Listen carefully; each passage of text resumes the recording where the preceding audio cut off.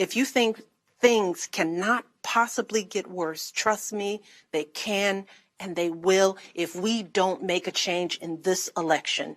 I am here tonight because I love this country with all my heart, and it pains me to see so many people hurting. When my husband left office with Joe Biden at his side, we had a record-breaking stretch of job creation. We'd secured the right to health care for 20 million people.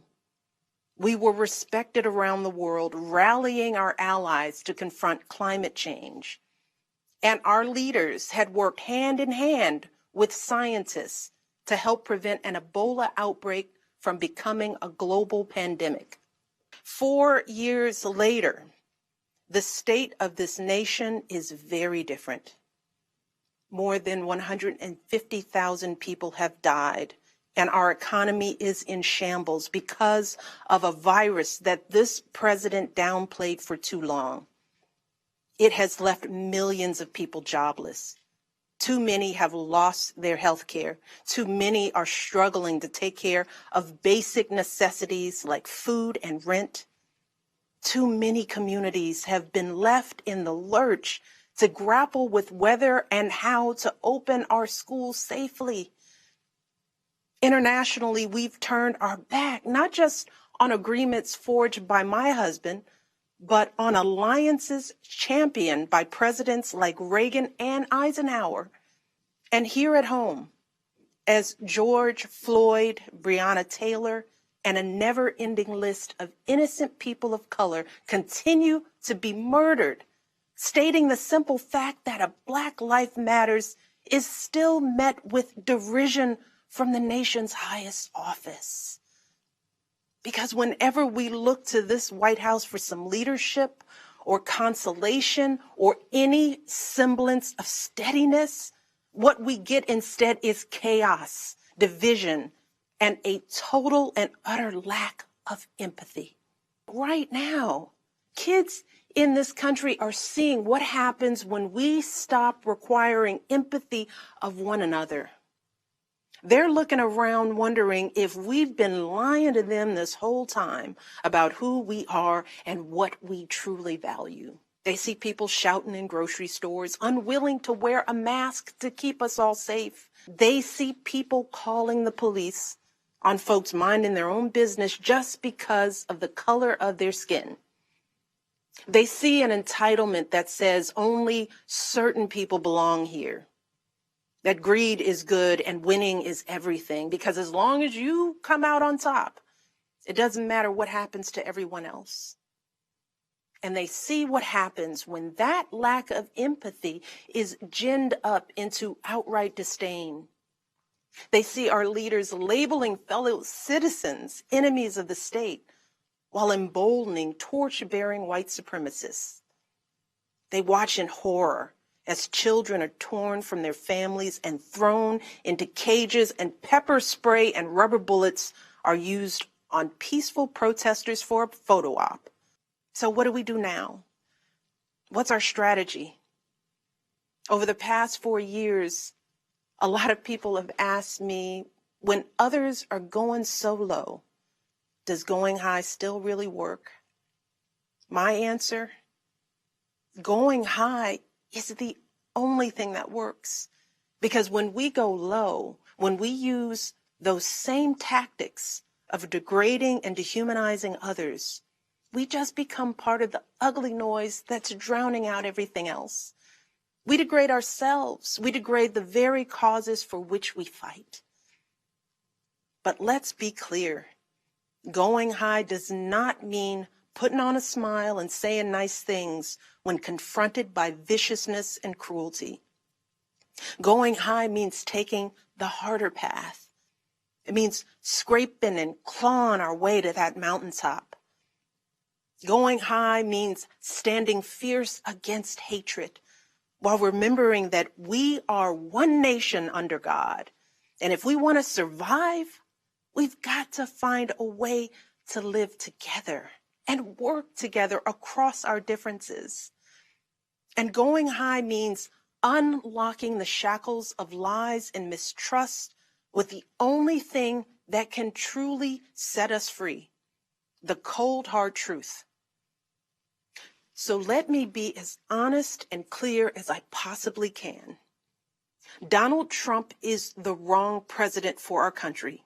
He has had more than enough time to prove that he can do the job, but he is clearly in over his head. He cannot meet this moment. He simply cannot be who we need him to be for us. It is what it is. So if you take one thing from my words tonight, it is this. If you think things cannot possibly get worse, trust me, they can and they will if we don't make a change in this election. If we have any hope of ending this chaos, we have got to vote for Joe Biden like our lives depend on it. I know Joe. He is a profoundly decent man, guided by faith. He was a terrific vice president. He knows what it takes to rescue an economy, beat back a pandemic, and lead our country. And he listens. He will tell the truth and trust science. He will make smart plans and manage a good team. And he will govern as someone who's lived a life that the rest of us can recognize. When he was a kid, Joe's father lost his job. When he was a young senator, Joe lost his wife and his baby daughter. And when he was vice president, he lost his beloved son.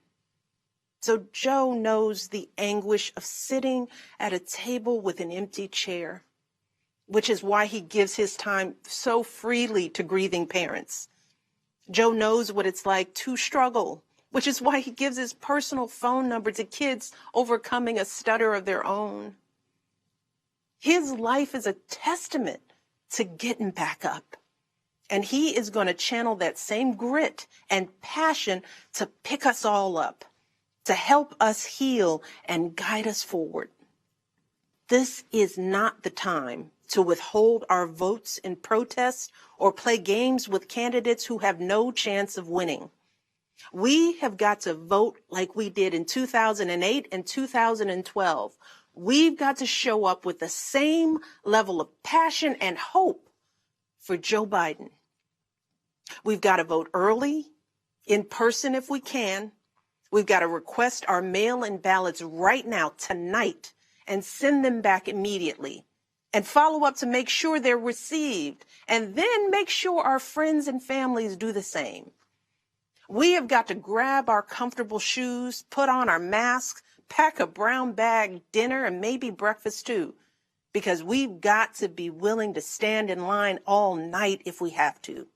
This is who we still are. Compassionate, resilient, decent people whose fortunes are bound up with one another. And it is well past time for our leaders to once again reflect our truth. So it is up to us to add our voices and our votes to the chorus of history, echoing heroes like John Lewis, who said, "When you see something that is not right, you must say something. You must do something." That is the truest form of empathy. Not just feeling, but doing.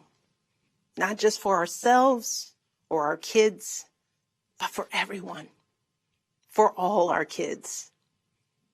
And if we want to keep the possibility of progress alive in our time, if we want to be able to look our children in the eye after this election, we have got to reassert our place in American history.